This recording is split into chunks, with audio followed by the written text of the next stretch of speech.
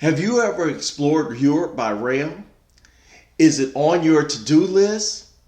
Well, if so, keep watching this video because I'm going to tell you how easy it is to explore Europe by rail.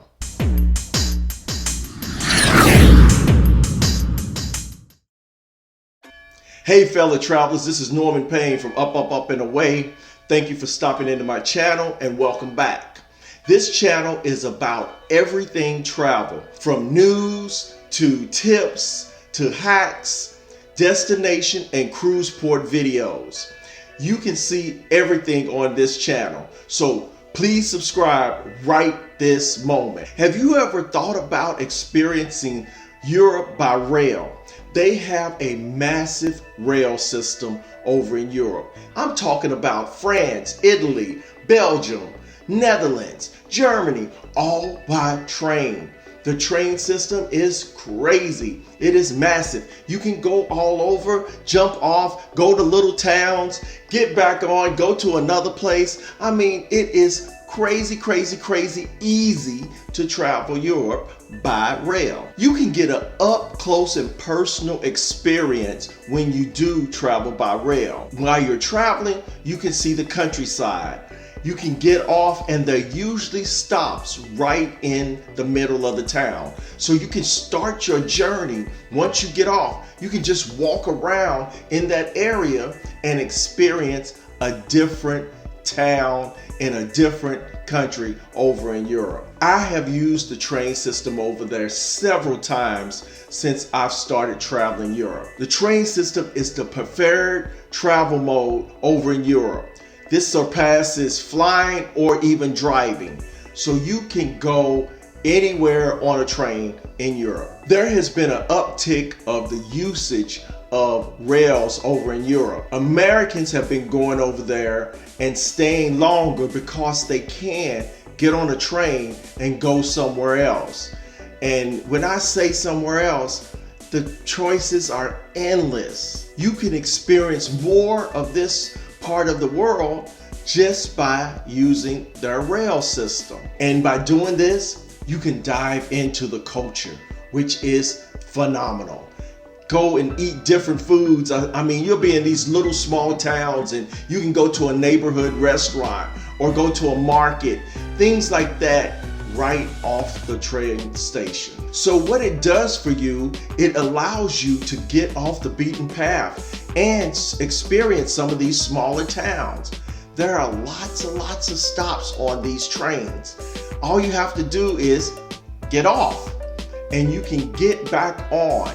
Now you have to purchase your ticket to do that, but it is easy to buy a ticket to a small town from even a larger city and then experience that small town, spend a few hours, get on the train, and go a few more hours to another city. The advantages of experiencing these small, lesser known places is because nobody knows about them.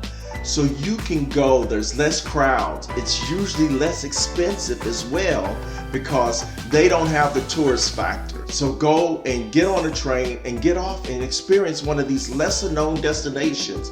It is an easy way to see a lot of Europe. If you can name a city in Europe, it's probably a rail station there in that city.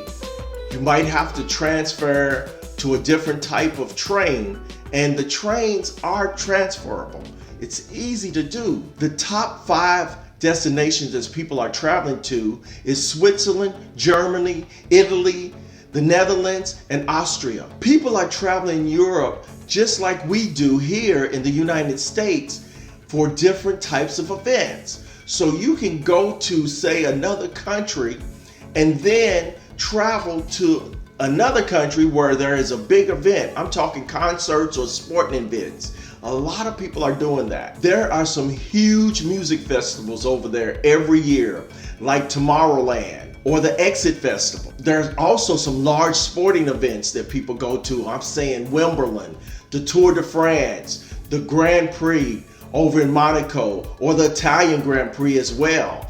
These sporting events draw people, but you don't have to go and stay in that city. You can go to a lesser known city and ride the train in for that sporting event. You don't even have to stay there because the hotels are probably more expensive. Flying into those cities is probably more expensive.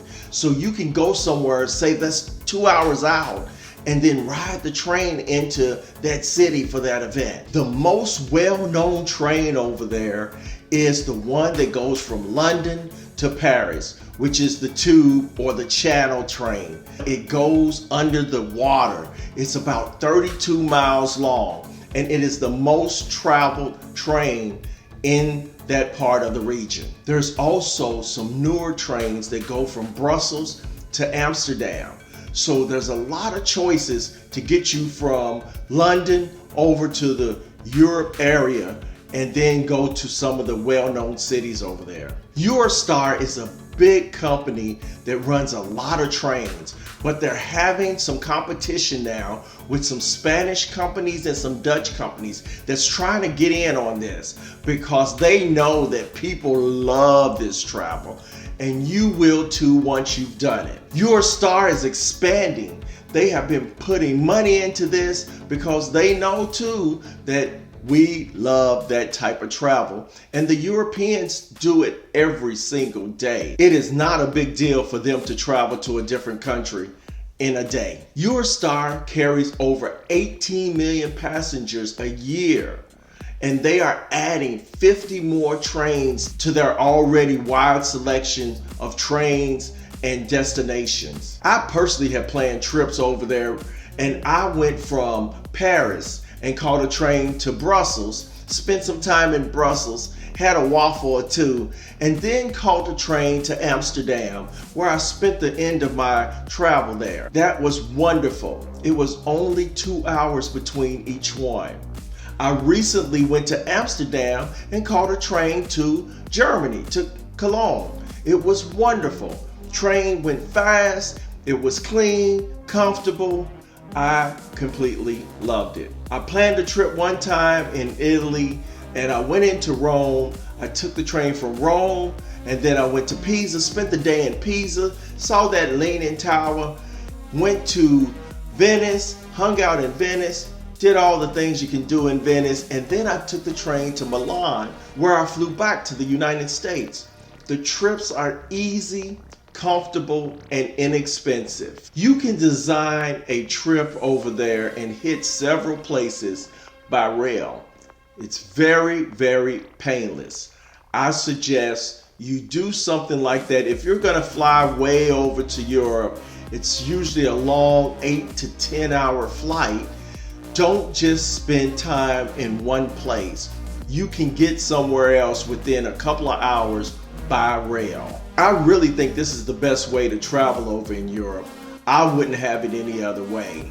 Once I get over there, I'm getting on a rail to go somewhere nearby. Like I said, maybe about 2 hours away, so that I can see something different, experience a different culture. That's what I like. So if you've ever taken the rail over in Europe, leave me a comment. Let me know what you thought about it. Where did you go? Where was your departure from? Where did you end up, and how was the train ride?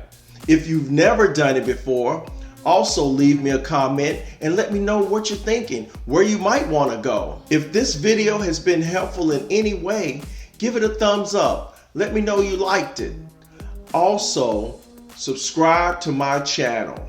Subscribe to my channel today and hit that notification bell so you'll know the next time I upload another video. Well, that's all I have for you today. Until our paths cross again soon, I'll see you then. Peace.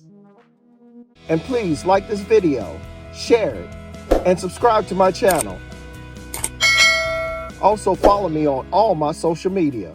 Just hashtag #UpUpUpNorman, where you will find my Facebook page, my Instagram account, my Twitter page, and my TikTok page.